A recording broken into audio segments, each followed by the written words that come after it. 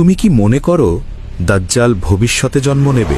অনেকে তাই মনে করে, কিন্তু সহি হাদিসে বর্ণিত আছে তিনি জন্মগ্রহণ করেছেন এবং একটি অজানা দ্বীপে শিকল দিয়ে বাঁধা অবস্থায় আছেন।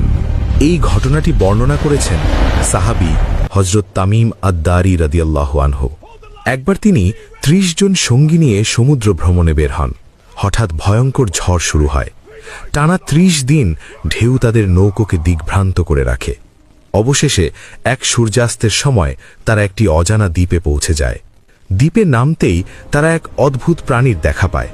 তার সারা শরীরে এত ঘন লোমি ছিল যে সামনে পেছন বোঝা যাচ্ছিল না। তারা জিজ্ঞেস করল, তুমি কে? আমি জাসাসা, তোমরা ওই পুরনো ভবনে যাও, সেখানে একজন লোক তোমাদের জন্য অপেক্ষা করছে। সাহাবীরা ভয়ে ভয়ে ভেতরে ঢুকে এক বিশাল দেহী মানুষকে দেখলেন। তার সমস্ত শরীরে ভারী লোহার শিকল বাঁধা। হযরত তামিম আদ-দারি রাদিয়াল্লাহু আনহু প্রশ্ন করেন, তুমি কে?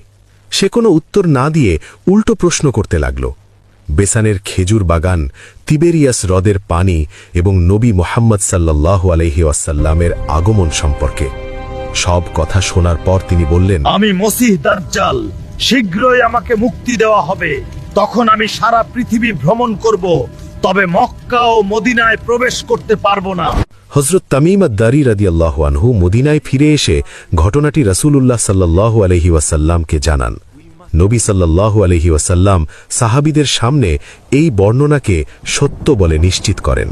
রাসূলুল্লাহ সাল্লাল্লাহু আলাইহি ওয়াসাল্লাম আমাদের সতর্ক করেছেন, যে ব্যক্তি সূরা আল কাহাফের প্রথম 10টি আয়াত মুখস্থ করবে সে দাজ্জালের ফিতনা থেকে নিরাপদ থাকবে। আল্লাহ আমাদের সবাইকে দাজ্জালের ফিতনা থেকে হেফাজত করুন। যদি আপনিও দাজ্জালের ফিতনা থেকে নিজেকে রক্ষা করতে চান তাহলে কমেন্ট বক্সে লিখুন আমিন, যেন আল্লাহ আমাদের সবাইকে কবুল